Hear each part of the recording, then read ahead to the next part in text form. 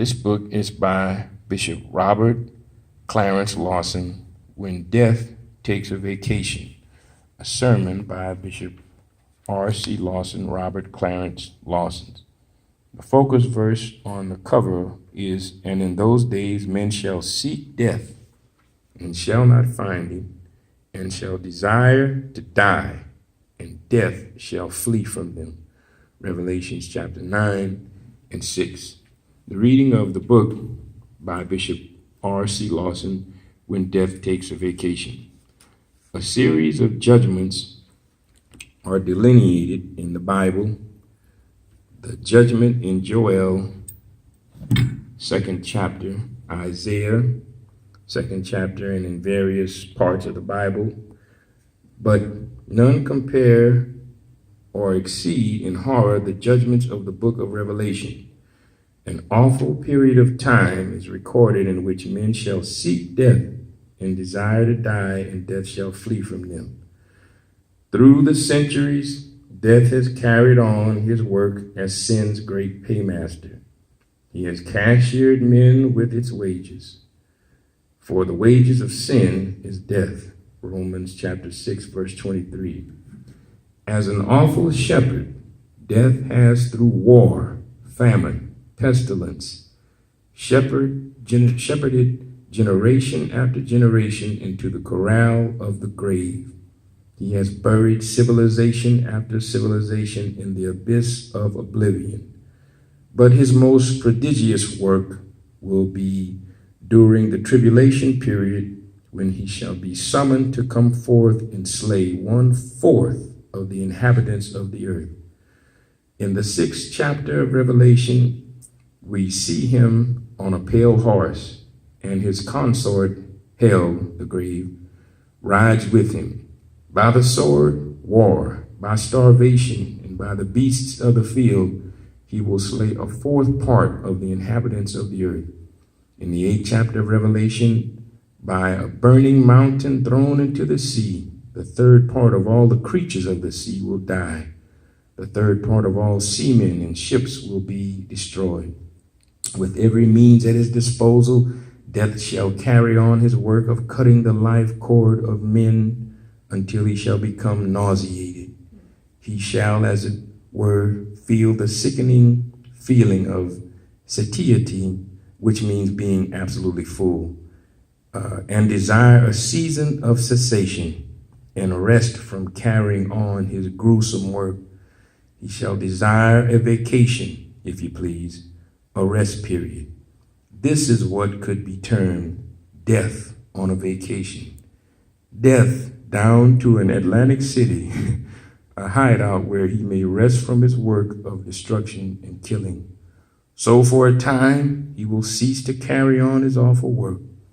During this period, men shall be so tormented by the judgment of God through locusts that they shall desire to die, and they shall seek death, and death shall flee from them. You know, you think when you read the title, "When Death Takes a Vacation," that'll be a good thing. But the way Bishop Lawson wrote this book, it's not a good thing. And so we have to make the rapture and get out of the way. All right, as any readers want to take up in page 4, anyone want to begin there? In the nature and order of things, the most desirable thing in the life of all creatures is the desire to live. The ordinary rat will fight for his life when cornered. He will leave a sinking ship and plunge into the water and drown in the futile effort to preserve life. The basic instinct of nature is self-preservation. This is affirmed even by Satan in the 1st and 2nd chapter of the book of Job. The Lord's challenging statement to Satan relative to Job's fidelity and integrity was, "Hast thou considered my servant Job, that there is none like him in the earth, a perfect and upright man, one that feareth God and escheweth evil?" Job 1 and 8. Satan questioned the motive of Job's rectitude and asked, Doth Job fear God for naught? Hast not thou made an hedge about him, and about his house, and about all that he hath on every side? Thou hast blessed the work of his hands, and his substance is increased in the land. Job 1:9 and 10. Skin for skin, yea, all that a man hath will he give for his life. But put forth thine hand now, and touch his bone and his flesh, and he will curse thee to thy face. Job 2, verses 4 and 5. I just wanted to add, that statement has often puzzled me, skin for skin. And one of the places I go to kind of get clarity is a website called Sacred Texts by Adam Clark. And I looked up Job 2 and 4, and one of the explanations he gave is skin for skin. Man will sacrifice one limb at a time to save his life. Or he makes a decision that I'll sacrifice a limb if it means I can save my whole body. And it goes back to what Bishop Lawson was talking about in the basic instinct of nature is self-preservation. And then when he brought that statement out, a rattle, if it's cornered, it'll leave a sinking ship and plunge into the water and drown in a futile effort to preserve life. It's the desperation that life has to preserve life is something, and Satan was that evil that he knew how far we go to try to save our lives, and rightly so, and understandably so, because life is precious. All right, is there another reader? Or you want to continue? In the next paragraph, Satan spoke. Satan spoke a truth in general, relative to mankind. However, in regard to Job, it was not true because he was a godly man, an exceptional man. But the truth, even told by the devil, skin for skin, yet all that a man hath will he give for his life, stands on the good firm ground of logic and experience. It seems, however, that this general principle that obtains throughout all creation, and particularly mankind, will be reversed in the day in which this prophecy will be fulfilled. And in those days shall men seek death, and shall not find it, and shall desire to die, and death shall flee from them. And the fifth angel sounded, and I saw a star fall from heaven unto the earth, and to him was given the key of the bottomless pit. And he opened the bottomless pit, and there arose a smoke out of the pit, as the smoke of a great furnace. And the sun and the air were darkened by reason of the smoke of the pit. And there came out of the smoke locusts upon the earth. And unto them was given power, as the scorpions of the earth have power.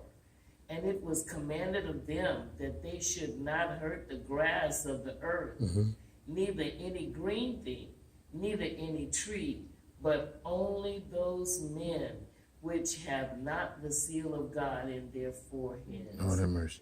And to them it was given that they should not kill them, but that they should be tormented 5 months. And their torment was a torment of a scorpion. Have mercy. Lord have mercy. When he striketh a man.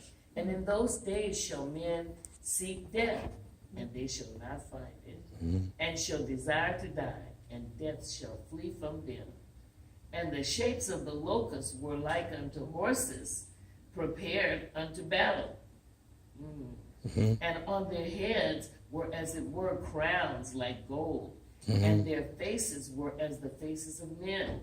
And they had hair as the hair of women, and their teeth were as the teeth of lions. And they had breastplates as it were breastplates of iron. And the sound of their wings was as the sound of chariots of many horses, running to battle. And they had tails like unto scorpions, and there were stings in their tails. And their power was to hurt men 5 months. And they had a king over them, which is the angel of the bottomless pit, whose name in the Hebrew tongue is Abaddon. My God. But in the Greek tongue, his name is Apollyon. Revelation 9, 1 through 11. My God. Lord. We got to get out of here, y'all. We got to get out of here. We got to get out of here. Take it. We can't miss. Bishop Bonner said we cannot miss this flight. No. And this is, I'm glad to see these words written so that the church might reacquaint itself with why we work so hard to not go through the tribulation. And if you get tired sometime, and if the devil pulling at you and saying, won't you want to come on out here and enjoy yourself a while? You will say, no, sir. I am not staying here for these locusts that's coming upon the face of this earth. All right. Do we have another reader that wants to take over? Non-ordinary locusts are spoken of here in this book of Revelation. I would like to call your attention to the fact that these locusts are not like the locusts of Egypt, spoken of in the 10th chapter of Exodus. John's locusts came out of the bottomless pit. Locusts of Exodus in Egypt came from the earth. They ate grass. John's locust is a kind of infernal cherubim, combination of a horse, man, woman, lion, and scorpion. They are much larger than the ordinary locusts, and they have human intelligence. Their orders will be to afflict and torment only mankind. They will be able to see who has the seal of God. They will be intelligent enough to know what kind of flesh to afflict. Not horse flesh, only human flesh. They will make a difference between mankind. They will not afflict those who have the seal of God on their forehead. The 144,000 that were sealed in the book of Revelation. For the local